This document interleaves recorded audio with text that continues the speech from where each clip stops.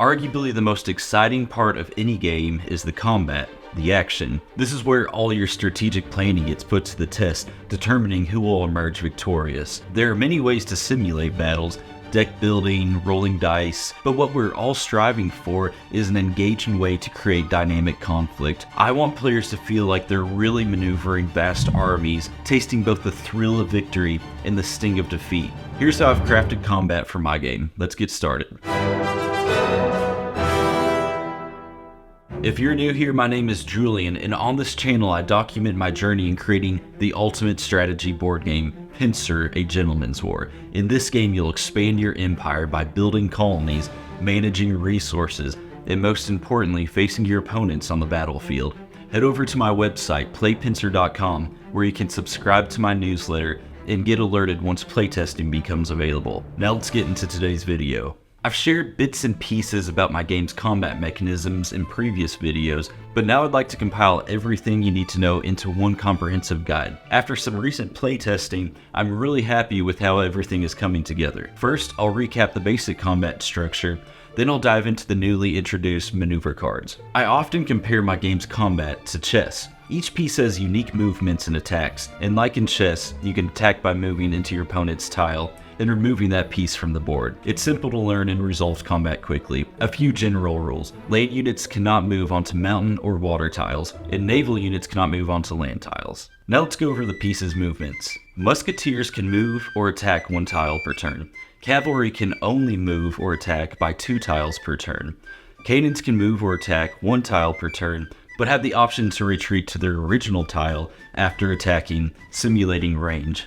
You might think it's odd to move a piece and then immediately move it straight back, but this tactical action is intentional. I think the physical action of moving into your opponent's tile really makes it click in their mind, making it feel more fair. Plus it gives the attacker a choice to advance or stay put. Cannons are also the only land unit that can attack naval units, but they must retreat after doing so. Frigates may only move or attack by 1 or 2 tiles per turn, so if you move him 1 tile, there's no moving him later on in your turn. Once your hand has left the piece, that's it. During your turn, you can move all the pieces you want and make any attacks. However, after attacking an enemy unit, your opponent gets the chance to make one counterattack or move before your turn resumes.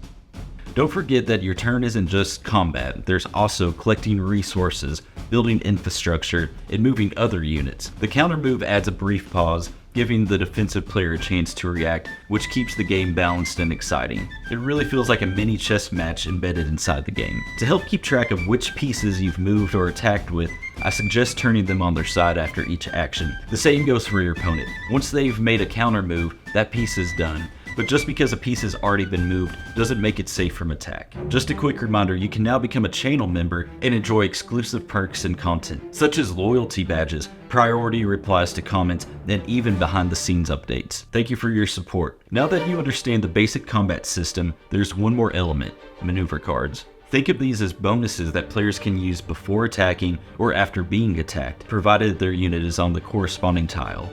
Some of you have been hesitant when I first introduced these, but after a lot of playtesting, I've fine-tuned them, and I think they've really added a new layer of excitement to the game. I've really enjoyed them. So there's 12 cards for each resource type in the game, and on 2 of each one, you'll find a maneuver. I've lessened this amount from 4 because after playtesting, I felt as if it was too many. I want these to function as small bonuses that don't overwhelm the normal combat system and take your opponent by surprise. I've started laying my cards face down to keep it a secret whether a maneuver has been drawn. Having a discard pile face up helps keep track of the resources as well.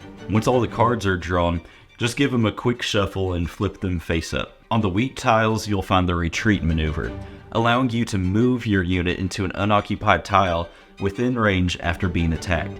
The aggressor stays on the attacking tile, and your counter move may not be with the retreating unit. On hills, which I'm now calling the Highlands, I just like that name more, you'll find Fortify, which deflects an enemy attack, causing a stalemate. No counter move is allowed by the fortified unit, and both players remain on their respective tiles. On wood tiles, you'll find Ambush. Playing this prevents your opponent from playing a counter card and must be used before attacking from a wood tile. This effectively ensures victory. On stone tiles, you'll find Encirclement.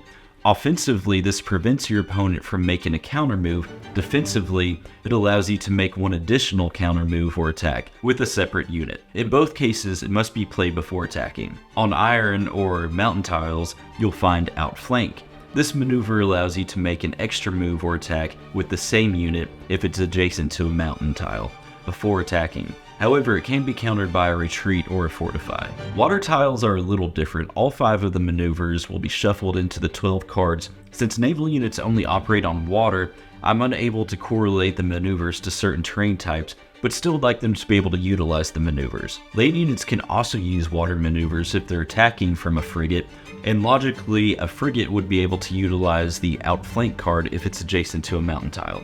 I really think these maneuvers have great chemistry and really adds some strategic bluffing to the game. It forces you to consider the terrain when positioning your units and weigh the odds if your opponent is in possession of a maneuver card. I think it's great that it forces you to choose between spending your cards on battles or saving them for more units or infrastructure. Once it sort of clicks how these cards interact, it's a lot of fun to plan your attacks around them. Now that we have an exhaustive guide to the combat system, we can start breaking down different tactics and strategies, which I think will be a blast. I'll give you my personal favorite ways to go on the offensive and defensive, and some of the common scenarios you might find yourself in while playing Pincer. So stay tuned for next week's video, we'll be diving into all of it. Thanks for watching, until next time, farewell.